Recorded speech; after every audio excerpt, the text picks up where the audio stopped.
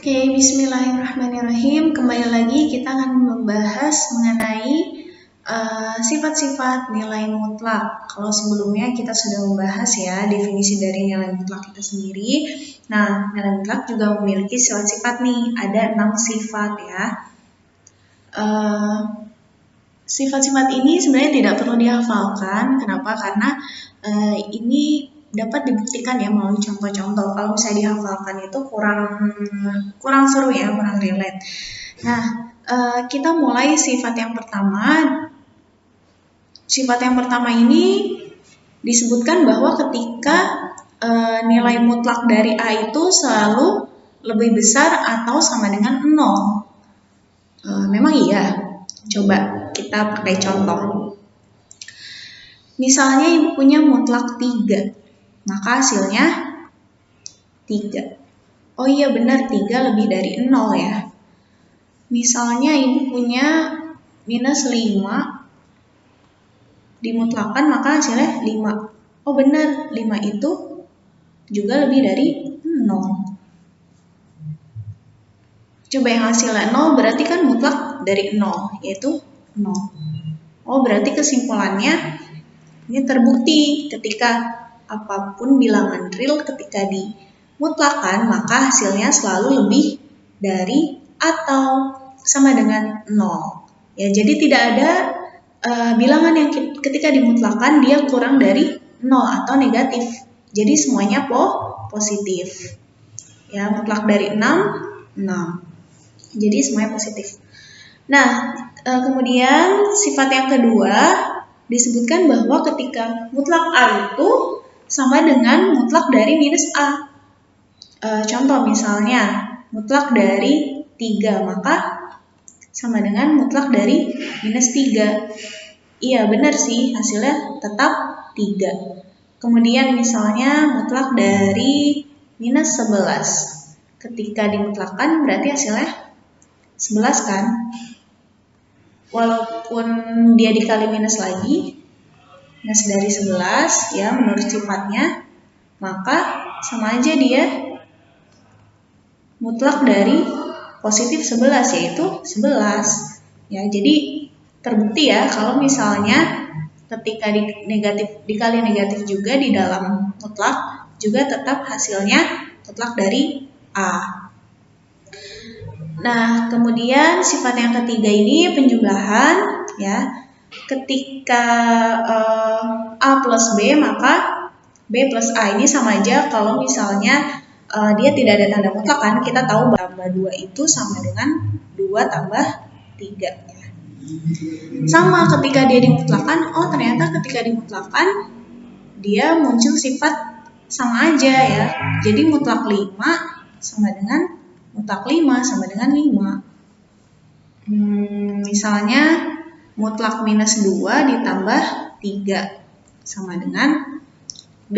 B-nya berarti 3 ditambah minus 2. Min 2 tambah 3, 1 kan? Oh, mutlak 1 sama dengan sebelah kanan hasilnya juga 3. Ini plus kali minus jadi minus kan? 3 minus 2, 1. Oh, berarti terbukti sama aja. Ketika dia komutatif dalam penjumlahan biasa juga dalam penjumlahan nilai mutlak juga komutatif, yaitu A plus B sama dengan B plus A. Kemudian sifat yang keempat, nah ini nih sifat yang keempat. Oh ternyata dalam nilai mutlak itu A minus B itu sama dengan B minus A. Padahal kalau misalnya dia tidak ada tanda mutlak, kita tahu bahwa 5 dikurang 2 itu tidak sama dengan 2 dikurang 5, ya kan? 5 dikurang 2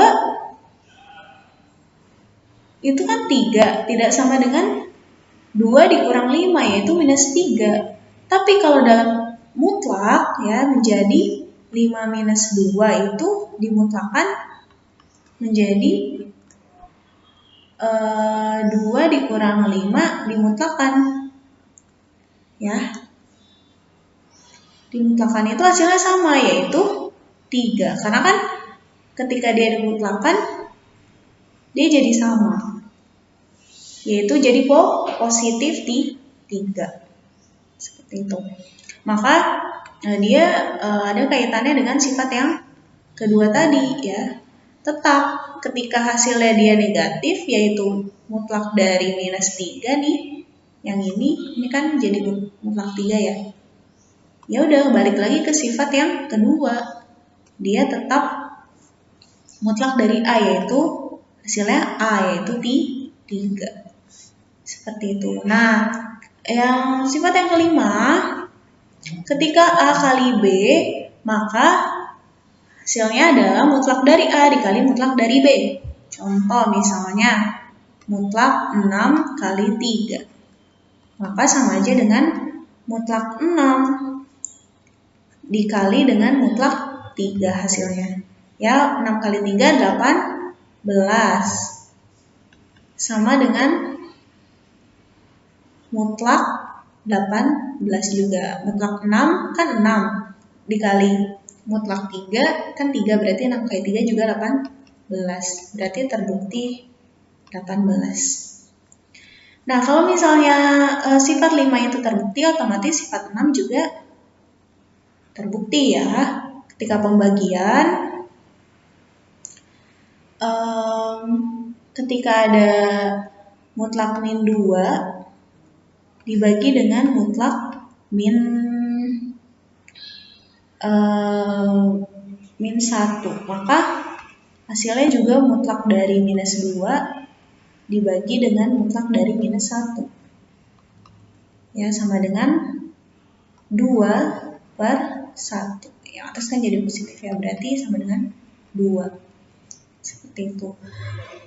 Nah, dengan catatan B-nya tidak sama dengan 0. Kenapa? Karena kalau misalnya B-nya sama dengan 0, kan mutlak dari 0 itu kan sama dengan 0. Ya, jadi kalau misalnya bilangan tersebut dibagi 0, hasilnya tidak terdefinisi seperti itu. Makanya penyebutnya tidak boleh sama dengan 0.